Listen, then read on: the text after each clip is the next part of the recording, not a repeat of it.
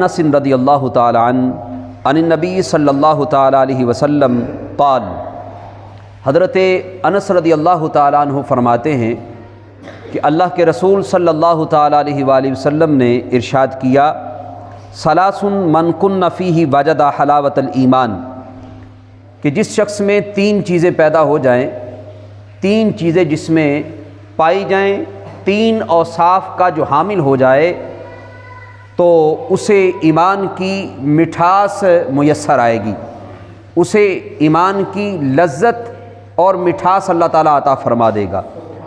یہ تین چیزیں ایسی ہیں، یہ ایسے اوصاف ہیں، وہ بندہ مومن میں پیدا ہو جائیں تو انسان ایمان کی روح کو حاصل کر سکتا ہے، ایمان کی مٹھاس اور لذت کو پا سکتا ہے۔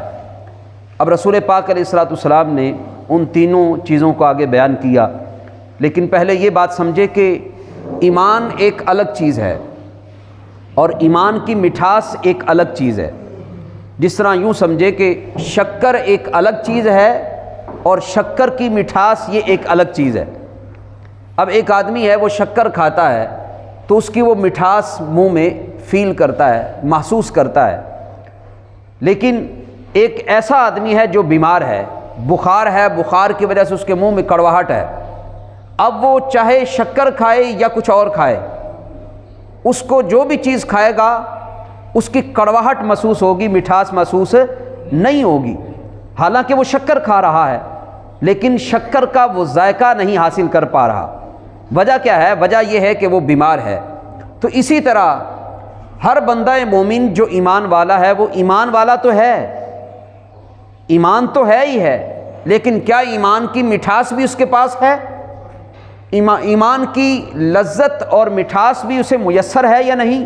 تو رسول پاک علیہ الصلوۃ والسلام نے تین نشانیاں بیان کی ہیں، تین اوصاف بیان کیے ہیں کہ یہ تین خوبیاں اگر پائی جائیں گی تو وہ ایمان کی مٹھاس سے آشنا ہو جائے گا، ایمان کی مٹھاس اسے میسر آئے گی، ایمان کی لذت وہ محسوس کرے گا۔ اب ایمان کی لذت کیا ہوتی ہے؟ یہ میرا خیال ہے ایسی فیلنگ ہے کہ جو لفظوں میں ہم بیان نہیں کر سکتے۔ اب اللہ کرے کہ ہم سب کو ایمان کی مٹھاس میسر آئے۔ اب رسول پاک علیہ الصلوۃ والسلام نے وہ تینوں چیزوں کو بیان کیا، وہ تین خوبیاں اور تین اوصاف کو ذکر کیا کہ جن سے ایمان کی لذت انسان محسوس کر سکتا ہے۔ اب سنیے، ارشاد فرمایا، ان یکون اللہ ورسولہ احب الیہ مما سواہما، سارے جہان سے بڑھ کر، پوری کائنات سے بڑھ کر اللہ اور اس کے رسول سے زیادہ وہ محبت کرتا ہو۔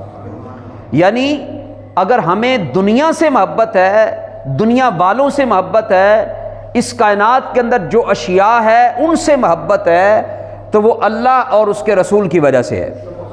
یعنی اللہ اور اس کے رسول کی محبت تمام محبتوں پر فوق ہونی چاہیے۔ اگر ہم والدین سے محبت کرتے ہیں، عزیز و اقربا سے محبت کرتے ہیں، بہن بھائیوں سے محبت کرتے ہیں، تو وہ ثانوی حیثیت رکھتی ہیں۔ سب سے زیادہ جو محبت ہے وہ اللہ اور اس کے رسول سے ہے۔ یعنی جس شخص کو حقیقی طور پر یہ چیز میسر آ گئی تو اللہ تعالیٰ اسے ایمان کی مٹھاس عطا فرما دیتا ہے۔ یہ کبھی کر کے بھی دیکھ لیں، یعنی سب کچھ انسان کے ذہن میں یہ ہو کہ میں اللہ اور اس کے رسول سے محبت کرتا ہوں، اور اس محبت پر اگر پورا جہان بھی مجھے وارنا پڑے تو سب کچھ فدا کر دوں۔ یہ جذبہ اگر انسان میں پیدا ہو تو اس جذبے سے جو روحانی تسکین آپ کو ملے گی، جو لذت اور مٹھاس آپ کو محسوس ہوگی، اس کا آپ اندازہ نہیں لگا سکتے۔ اس کی کیفیت کیا ہے یہ تو مٹھاس حاصل ہونے کے بعد ہی پتہ چل سکتا ہے۔ پہلی بات تو یہ کہ اللہ اور اس کے رسول سے سب سے زیادہ محبت ہو۔ ایک نشانی یہ بیان کی، ایمانی لذت اور ایمانی مٹھاس کو حاصل کرنے کے لیے پہلی علامت، پہلی نشانی یہ ہے کہ اللہ اور اس کے رسول سے سب سے زیادہ محبت ہو۔ دوسری بات جو اللہ کے نبی علیہ السلام نے ارشاد فرمائی، وَأَن يُحِبَّ الْمَرْءَ لَا يُحِبُّهُ إِلَّا لِلَّهِ، کہ کسی سے بھی محبت ہوگی تو وہ اللہ کی وجہ سے ہوگی۔ ایک ہے اللہ اور اس کے رسول سے محبت، دوسری بات یہ ہے کہ کسی اور سے محبت ہو تو وہ محبت بھی اللہ اور اس کے رسول کی وجہ سے ہونی چاہیے۔ یہ تو تصوف کی بنیاد ہے۔ الحب فی اللہ والبغض للہ، کہ کسی سے محبت ہے تو وہ اللہ کے لیے ہے، کسی سے بغض ہے تو وہ اللہ کے لیے ہے۔ دیکھیں ہم جو اللہ والے ہیں ان سے پیار کرتے ہیں، انبیاء، شہداء، صدیقین، صالحین، نیکوکار لوگ، ان سے جو ہماری محبت ہے، صحابہ اکرام سے جو محبت ہے، انبیاء سے جو محبت ہے، وہ کس وجہ سے ہے؟ اس وجہ سے ہے کہ وہ اللہ کے پیارے ہیں۔ تو اللہ کی محبت کی وجہ سے ان ہستیوں سے ہمیں محبت ہے۔ لیکن دوسری طرف ہم ابو جہل سے نفرت کرتے ہیں، ابو لہب سے نفرت کرتے ہیں، کفار سے ہم نفرت کرتے ہیں، تو وہ اس لیے کرتے ہیں کہ وہ اللہ کے دشمن ہیں۔ تو جس سے محبت ہے وہ اللہ کی وجہ سے ہے، اور جس سے ہمیں بغض ہے، دشمنی ہے، وہ اللہ کی وجہ سے ہے۔ تو جس شخص کو حقیقی طور پر یہ وصف مل گیا، یہ علامت اور نشانی جس شخص کے اندر پیدا ہو گئی، اللہ کے رسول علیہ السلام فرماتے ہیں اللہ تعالیٰ اسے لذت ایمان عطا فرما دے گا۔ اب یہ دوسری بات ہے۔ اب اس پر اگر اس کی تفصیل بیان کرنا چاہیں تو بہت ساری باتیں بیان ہو سکتی ہیں، لیکن چند چیزیں سمجھانے کے لیے امثلہ کے طور پر آپ کے سامنے رکھنا چاہوں گا۔ دیکھیں اللہ اور اس کے رسول کے ساتھ محبت ہے، اور اللہ کے محبت کی وجہ سے ہم اللہ کی مخلوق سے پیار کرتے ہیں، محبت کرتے ہیں۔ مطلب یہ ہوا کہ ہمارا ہر کام وہ اللہ اور اس کے رسول کی وجہ سے ہے۔ اگر کسی کام کو کرتے ہیں تو اللہ اور اس کے رسول کی وجہ سے، اور اگر کسی کام کو چھوڑتے ہیں تو وہ بھی اللہ اور اس کے رسول کی وجہ سے۔ یہ علامت پیدا ہونی چاہیے۔ اس پر ایک حکایت بڑی معروف آپ نے پہلے بھی سنی ہوگی، عرض کر دیتا ہوں۔ ایک شخص تھا، اس نے مسجد کے باہر ایک کھونٹا لگا دیا، جسے قلعہ ہم کہتے ہیں پنجابی زبان میں، قلعہ گاڑ دیا۔ اور اس کا مقصد یہ تھا کہ لوگ یہاں نماز پڑھنے کے لیے آئیں، چونکہ وہ مسجد جو ہے وہ لبے سڑک تھی، راستہ تھا، گزرگاہ تھی۔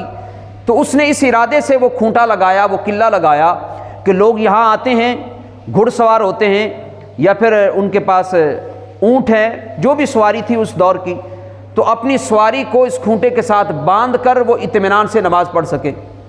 بھئی مسجد کے باہر اگر سواری کھڑی ہے، گھوڑا بندھا ہے، گھوڑا کھلا ہوا ہے، ایسے چھوڑ کے آ گئے، یا پھر اونٹ ہے اس کو ایسے ہی چھوڑ کے آ گئے، نماز پڑھنے کے لیے کوئی شخص آیا تو اس کے دل میں بے اطمینانی ہو گئی کہ کہیں میری سواری بھاگ نہ جائے، کہیں جو سواری ہے وہ چلی نہ جائے، چونکہ میں نے اس کو باندھا تو ہے نہیں، اس کو کوئی باقاعدہ طور پر وہاں رکنے کا انتظام تو میں نے کیا نہیں ہے، اگر اس کو باندھ دیتا تو پھر تو وہ کہیں نہیں جا سکتی تھی۔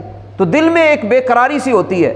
تو اس شخص نے یہ کھونٹا، یہ قلعہ اس لیے باندھا تاکہ لوگ آئیں، اپنی سواری باندھیں، باندھ کر اس کے بعد جب مسجد میں جائیں تو اطمینان سے نماز پڑھ سکیں، اطمینان سے اللہ کے حضور وہ سجدہ ریز ہو سکیں، اطمینان سے وہ عبادت و ریاضت کر سکیں۔ یہ اس کا مقصود تھا، اللہ کو راضی کرنا اس کا مقصد تھا۔ ایک دوسرا آدمی آیا، اس نے جناب اس قلعے کو اکھاڑ دیا، آپ کی توجہ ہے، اس کھونٹے کو اکھاڑ دیا۔ اب جس شخص نے یہ کام کیا تھا، اس قلعے کو لگانے کے لیے، اس کھونٹے کو گاڑنے کے لیے اس کا مقصد کیا تھا وہ بھی ذہن میں رکھیں۔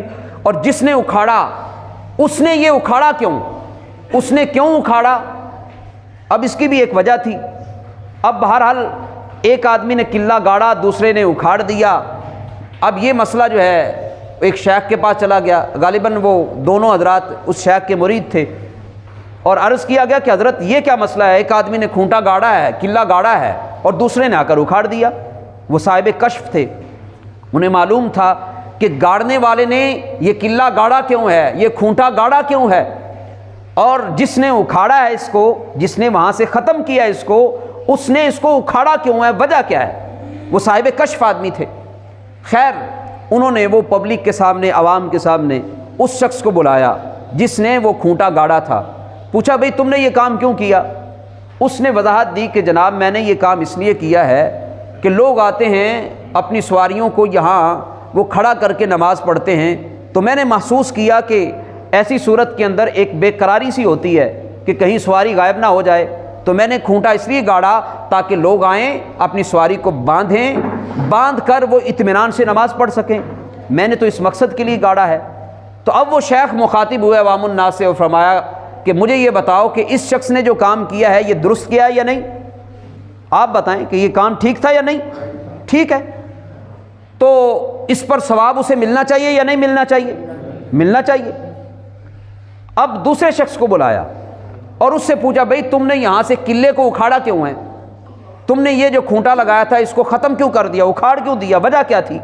تو وہ کہنے لگا حضرت میں نے تو اس لیے اکھاڑا ہے کہ رات کے اندھیرے میں کچھ نابینا حضرات بھی آتے ہیں نماز پڑھنے کے لیے، یا جس وقت فجر کا ٹائم ہوتا ہے اندھیرا ہوتا ہے تو اس وقت جو حضرات نماز پڑھنے کے لیے آتے ہیں تو کہیں کسی کو ٹھوکر نہ لگ جائے، تو ٹھوکر لگنے کی وجہ سے وہ زخمی ہو جائے گا، تکلیف اس کو پہنچے گی، تو میں نے تو اس کو اس لیے اکھاڑ دیا تاکہ راستے کو صاف کر دیا جائے اور کسی آنے والے نمازی کو اس کے یعنی اس قلعے کی وجہ سے، اس کھونٹے کی وجہ سے کوئی نقصان نہ پہنچے، تکلیف نہ پہنچے۔ اب مجھے بتائیے کہ اس شخص نے جس نے یہ کھونٹا اکھاڑا تھا، یہ قلعہ اکھاڑا تھا، اس نے صحیح کام کیا یا غلط؟ سارے بولو، صحیح کیا نا، اور اس کو ثواب ملنا چاہیے یا نہیں؟ ملنا چاہیے۔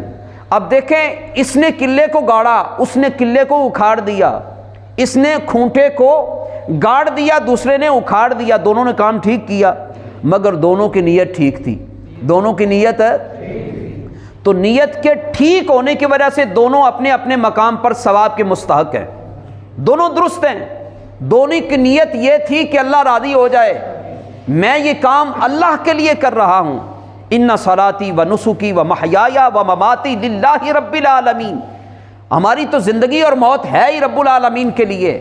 اب انہوں نے کھونٹا گاڑا، دوسرے نے اکھاڑ دیا، تو مقصود یہ تھا کہ ہم نیک کام یہ کر رہے ہیں، اس کی وجہ سے اللہ راضی ہو جائے گا۔ اب دونوں کی نیت ٹھیک ہونے کی وجہ سے انہیں اجر ملا یا نہیں ملا؟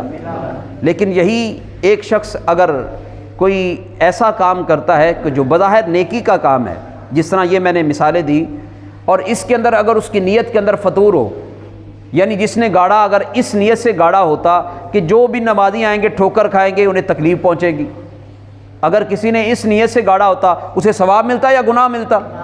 گناہ ملتا۔ تو معلوم یہ ہوا، آپ کو میں بتا رہا ہوں کہ انسان کا ارادہ، انسان کی نیت کا کتنا عمل دخل ہے، اسی لیے بڑا جامع فرمان حضور کا وہ تقریباً سبھی لوگ جانتے ہیں اور سب کو وہ الفاظ بھی یاد ہے، انما الاعمال بالنیات، انما الاعمال، بھئی ہم جو بھی عمل کرتے ہیں ان اعمال کا دار و مدار ہماری نیتوں پر ہے، جیسی نیت ہوگی ویسا اس کا اجر ملے گا، نیت اچھی ہوگی ثواب ملے گا، نیت بری ہوگی تو اس کا گناہ ملے گا۔ تو ہر عمل کا دار و مدار نیتوں پر ہے، نیت ٹھیک ہونی چاہیے، اور نیت ٹھیک کس طرح سے ہوگی کہ جو کام کریں اللہ کی رضا کے لیے کریں۔ پھر اسی طرح ایک اور مثال اس پر مولانا روم نے لکھی ہے یہ بات کہ ایک صاحب تھے، ایسے ہی شیخ تھے، وہ اپنے مرید کے گھر پہ گئے، نیا مکان بنایا تھا، اللہ تعالیٰ جن کے اپنے مکانات نہیں انہیں اپنے مکانات عطا فرمائے، کہہ دیں قبولیت والی گھڑیاں ہیں۔ انہوں نے اپنا مکان بنایا، افتتاح کیا، شیخ کو بلایا، اپنے پیر صاحب کو بلایا، اور بلانے کے بعد افتتاح ہوا تو شیخ نے پوچھا بھائی یہ تم نے روشن دان رکھا ہوا ہے، یہ کائے کے لیے رکھا ہے؟ روشن دان کا مقصد کیا ہے؟ تو وہ مرید کہنے لگا جناب یہ روشن دان تو اس لیے رکھا ہے کہ یہاں سے ہوا آئے گی، یہاں سے روشنی آئے گی۔ تو اس کے شیخ بڑے پریشان ہوئے اور کہنے لگے کاش تو نے یہ نیت کی ہوتی کہ یہ جو روشن دان رکھا ہے اس لیے رکھا ہے کہ یہاں سے اذان کی آواز آئے گی۔ بھئی اذان کی آواز کی اگر نیت کی ہوتی تو تمہیں ثواب بھی ملتا رہتا اور روشنی دھوپ تو آٹومیٹک آتی رہنی تھی۔ بھئی کسان جو فصل بوتا ہے کائے کے لیے بوتا ہے؟ یہ گندم کی بھی فصل ہے، وہ گندم حاصل کرنا چاہتا ہے نا، جو اس کا بھوسا ہے وہ تو اس کا مقصد نہیں ہوتا، لیکن جب انسان فصل بوئے گا اس لیے تاکہ اس سے وہ گندم حاصل کر سکے، تو اس فصل کے ساتھ یعنی گندم کے ساتھ ساتھ اسے بھوسا ملے گا یا نہیں ملے گا؟ توڑی انہوں لبے گی کہ نہیں لبے گی؟ اسی طرح چاول کی فصل ہے، بھئی جب چاول کی فصل کسان بوتا ہے تو اس کا مقصد کیا ہوتا ہے؟ چاول حاصل کرنا نا، لیکن انہوں نے نال پراڑی لب دی ہے کہ نہیں لب دی؟ ملے گی ملے گی۔ تو ہمیں اپنی نیتوں کو ٹھیک کرنا ہے، یہ رمضان کا ایک سبق ہے، آپ کو اور مجھے اپنی نیت کو ٹھیک کرنا ہے، اور جو بھی کام کرنا ہے اللہ کی رضا کے لیے، دکھلاوے کے لیے نہیں ہونا چاہیے۔ اور جو بندہ ہر کام اللہ کی رضا کے لیے کرتا ہے، اللہ کو راضی کرنے کے لیے کسی سے محبت کرتا ہے، تو وہ بھی اللہ کی رضا کی وجہ سے، تو اللہ تعالیٰ اسے لذت ایمان سے مشرف کر دیتا ہے۔ بات سمجھ میں آ رہی ہے؟ تو یہ ایک ایسی کیفیات ہیں جو بیان نہیں ہو سکتی۔ لذت ایمان خدا کی قسم مل جائے تو بیڑا پار ہو جائے گا۔ اسی طرح سے ایک اور واقعہ ملتا ہے۔ اب یہ نیت کی درستگی کی برکت دیکھیں۔ یہ جو واقعہ میں بیان کرنے لگا ہوں، امام غزالی علیہ الرحمہ نے احیاء العلوم کے اندر لکھا ہے، اور اس کے اندر بڑے خوبصورت پیرائے میں انہوں نے بیان کیا ہے کہ ایک شخص تھا، بڑا عابد و زاہد تھا، عبادت گزار تھا، دن رات وہ اللہ اللہ کرتا تھا۔ اس کو پتہ چلا کہ جناب فلاں مقام پر ایک درخت ہے، لوگ اس کی پرستش کر رہے ہیں، لوگ اس کو پوج رہے ہیں، اس کی پوجا پاٹ ہو رہی ہے۔ اس کو بڑا غصہ آیا۔ غصہ اس بات پر آیا کہ جناب میں اللہ کی عبادت کر رہا ہوں اور وہاں پر لوگ شرک کر رہے ہیں، یہ کیسے ہو سکتا ہے میں برداشت کر جاؤں؟ اس نے کہا کہ میں جا کر اس درخت کو ہی ختم کر دوں گا، اس کو جڑ سے اکھاڑ دوں گا، جس کو لوگ خدا بنا کر بیٹھے ہوئے ہیں، جس کی پرستش کر رہے ہیں۔ اب وہ عابد گھر سے جناب غصے میں لال پیلا نکلا۔ جب گھر سے نکلا تو سامنے سے شیطان انسانی شکل میں آ گیا۔ پوچھا میاں کہاں جا رہے ہو؟ تو اس نے بتایا بھائی فلاں مقام پر جو درخت ہے میں اس کو کاٹنے کے لیے جا رہا ہوں۔ کیوں بھائی؟ تو وہ کہنے لگا جناب کاٹنے کے لیے اس لیے جا رہا ہوں کہ وہاں پر لوگ اس کی پرستش کر رہے ہیں، تو یہ جو شرک کا اڈا کھلا ہوا ہے میں تو اس کو ختم کرنے کے لیے، منہدم کرنے کے لیے، اس کو جڑ سے ختم کرنے کے لیے گھر سے نکلا ہوں، یہ ارادہ لے کر نکلا ہوں، اور میں اس درخت کو چھوڑوں گا نہیں، اس کو ختم کر دوں گا۔ تو وہ جو شیطان تھا وہ کہنے لگا کہ بھائی تمہاری مہربانی، ایسا کرو یہ کام مت کرو۔ اب ہوا یوں کہ اس کے ساتھ فائٹ شروع ہو گئی۔ اب وہ جو اللہ والا تھا، جو عابد و زاہد تھا، اس نے جناب شیطان کو پچھاڑ دیا۔ جب شیطان کو پچھاڑ دیا، اس کے سینے پر بیٹھ گیا، تو شیطان نے منت سماجت کی، کہا کہ یار تم مجھے چھوڑ دو، تمہاری مہربانی ہوگی، ایسا کرو کہ میں تمہیں ایک اشرفی دیا کروں گا روز، تم مجھے چھوڑ دو۔ خیر وہ اس کے یعنی جال میں آ گیا، شیطان کا جادو چل گیا، اور وہ ایک اشرفی پر وہ عابد و زاہد راضی ہو گیا، اور اس میں یہ بھی طے پا گیا کہ اب درخت کو نہیں کاٹنا۔ اور شیطان نے اس کو ورگلایا کس طرح سے، یہ بھی یاد رکھے کہ شیطان کے ورگلانے کے طریقے کیا ہے۔ اب شیطان نے کہا بھائی تم ایسا کرو گے، وہاں جا کے درخت کو کاٹو گے، تھک جاؤ گے تو رات کو جب سو گے صبح تہجد کے لیے اٹھنا تمہارے لیے مشکل ہو جائے گا، تو چھوڑو دفع کرو ان کو، وہ کرنے دو جو کر رہے ہیں، جیڑی لینڈ تے لگا انہوں لگے رہن دو۔ اے بھی لوکی کہندے نے نا شیطان نے کیا سی، انہوں نے لگے رہن دو جناب، تسی جا کے اپنی عبادت و ریاضت کرو۔ تو تہجد کے وقت میں آپ کے لیے اٹھنا مشکل ہو جائے گا، میں اشرفی دیا کروں گا، خود بھی کھاؤ، غربا کو، مساکین کو، فقراء کو بھی کھلاؤ، تو یہ مطلب بہترین ذریعہ ہے ثواب کمانے کا۔ اب شیطان نے اس طرح کا جال بچھایا، اس طرح کے اشکالات اور اس طرح کی چیزیں اس کے ذہن میں ڈالی کہ وہ قبول کرنے کے لیے تیار ہو گیا۔ جب اس نے قبول کر لیں، ایک اشرفی پر سودا ہو گیا۔ اشرفی یہ سونے کا سکہ ہوتا ہے۔ اب ہوا یوں کہ وہ شخص ہر روز نماز پڑھتا، مصلی کے نیچے سے ایک اشرفی ملتی۔ کچھ ٹائم گزرنے کے بعد جناب وہ اشرفی ملنا بند ہو گئی۔ ایک دن دیکھا جناب اشرفی نہیں ہے، دوسرے دن دیکھا، تیسرے دن دیکھا، چند دن تک دیکھا تو اشرفی نہیں مل رہی۔ وہ پھر جناب غصے کے اندر لال پیلا اور اس درخت کو کاٹنے کے ارادے سے گھر سے نکلا، اور سامنے سے پھر شیطان آ گیا۔ اس نے کہا جناب آج کدھر جا رہے ہو؟ بولا میں اس درخت کو کاٹنے کے لیے جا رہا ہوں۔ بولا کیوں؟ بولا وہاں پر شرک ہوتا ہے، میں اس کو کاٹنے کے لیے جا رہا ہوں۔ شیطان نے کہا میں تو نہیں کاٹنے دوں گا۔ خیر گتھم گتھا ہو گئے، پھر فائٹ ہو گئی۔ اب کی بار شیطان جو ہے وہ عابد کے سینے کے اوپر چڑھ کر بیٹھ گیا۔ اچھا کوئی گل سمجھ آ رہی ہے؟ پہلے عابد شیطان کے سینے پر چڑھ گیا تھا، اس پر غالب آ گیا۔ اب کی بار یہ ہوا کہ شیطان اس پر غالب آ گیا۔ اب جب شیطان اس کے سینے پر بیٹھ گیا، اب وہ گھبرا گیا، پریشان ہو گیا کہ جناب میں تو پچھلی دفعہ جس طرح اس کو پچھاڑ دیا تھا، میں تو اسی بات کو ذہن میں رکھے ہوئے تھا کہ اب کی بار پھر پچھاڑ دوں گا، یہ کیا ہو گیا؟ اس نے شیطان سے کہا بھائی پچھلی دفعہ تمہیں کیا تھا کہ تم جو ہے وہ میرے مغلوب ہو گئے، میں تم پر غالب آ گیا، لیکن اب کی بار مجھے سمجھ نہیں آئی یہ کیا ہو گیا۔ تو شیطان نے کہا کہ بھائی پچھلی مرتبہ جو تم آئے تھے وہ اللہ کی رضا کے لیے آئے تھے، پچھلی مرتبہ جو تم درخت کو کاٹنا چاہ رہے تھے اس لیے کاٹنا چاہ رہے تھے کہ اللہ راضی ہو جائے، اللہ کے ساتھ جو شرک ہو رہا ہے، یہ جو برا کام جو چل رہا ہے اس کو میں بند کر دوں، ختم کر دوں، یہ گناہ کا کام ختم ہو جائے، یہ شرک اور کفر کا جو اڈا ہے اس کو ہمیشہ کے لیے ختم کر دوں۔ تمہارا یہ ارادہ تھا، تمہاری نیت درست تھی، لیکن اب کی بار جو تم آئے ہو وہ اس لیے آئے ہو کہ تمہیں اشرفی نہیں مل رہی۔ بات سمجھ میں آئی کہ نیت کے فطور کی وجہ سے معاملہ کہاں سے کہاں پہنچ جاتا ہے۔ تو نیت نیک ہوگی، اللہ کی رضا مقصود ہوگی، آپ نیک کام کریں گے، اگر اس میں بھی نیت آپ کی خراب ہوگی تو کوئی فائدہ نہیں ہوگا۔ وہ حدیث معروف حدیث مبارکہ ہے کہ ایک شخص کو اللہ تعالیٰ کے دربار میں پیش کیا جائے گا اور وہ کہے گا یا اللہ میں تیری راہ میں شہید ہوا، یا اللہ میں تیری راہ میں اتنا کچھ خرچ کیا، لیکن اللہ تعالیٰ ان کی یہ ساری عبادتیں قبول نہیں کرے گا۔ وجہ کیا تھی؟ انہوں نے یہ عبادت و ریاضت اس لیے کی کہ جناب لوگ ہمیں شہید کہیں، لوگ ہمیں سخی کہیں۔ تو جو کام کرنا ہے وہ اللہ کی رضا کے لیے، یہ آج سبق لے کر جائیں کہ جو بھی کرنا ہے اللہ کی رضا کے لیے، لوگوں سے واہ واہ سننے کے لیے نہیں۔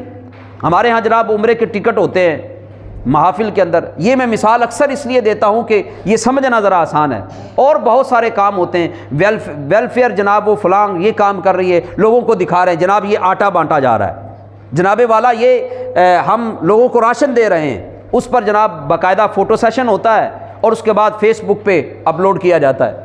تو بھائی یہ کائے کے لیے؟ اس لیے کہ لوگوں کے اندر شہرت ہو، لوگ تمہیں سخی کہیں۔ یاد رکھیں کہ بظاہر جو نیک کام کر رہے ہو اس میں اگر نیت کی خرابی ہے تو یہ نیک کام بھی تمہاری نیت کی خرابی کی وجہ سے تمہیں لے ڈوبے گا۔ تو لہذا آپ کو اور مجھے اپنی نیت کو درست کرنا ہے۔ تو حضور نے فرمایا جو شخص کسی سے محبت کرے وہ اللہ کی محبت کی وجہ سے محبت کرے گا تو اللہ تعالیٰ اسے لذت ایمان سے مشرف فرما دے گا۔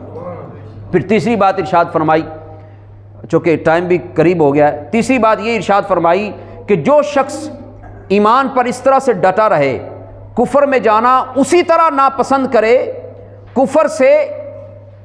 کفر میں جانا اسی طرح ناپسند کرے، اس سے متنفر ہو، بیزار ہو، جس طرح انسان آگ میں جانے سے بیزار اور متنفر ہوتا ہے۔ بھئی آگ میں جانے کے لیے کوئی بھی تیار نہیں ہے، ایسے ہی ہے نا؟ بھئی آگ سے ہر آدمی بچتا ہے نا، اپنے آپ کو بچاتا ہے۔ آگ چونکہ انسان کو نقصان پہنچاتی ہے، اس وجہ سے انسان اس سے بچنے کی کوشش کرتا ہے۔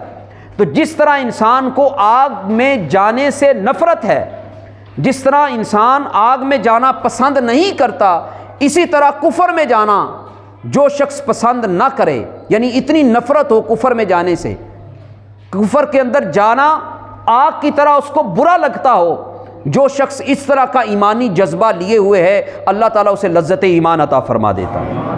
بات سمجھ میں آ رہی ہے؟ تو یہ حضور نے 3 علامتیں بیان کیں۔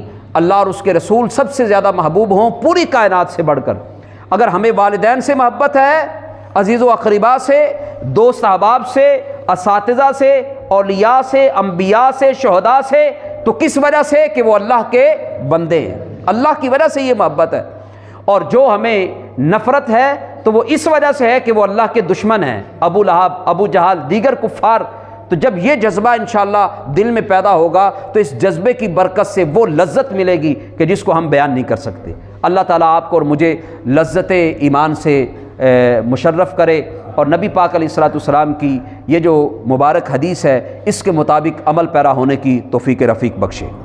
وآخر دعوایا ان الحمد للہ رب العالمین۔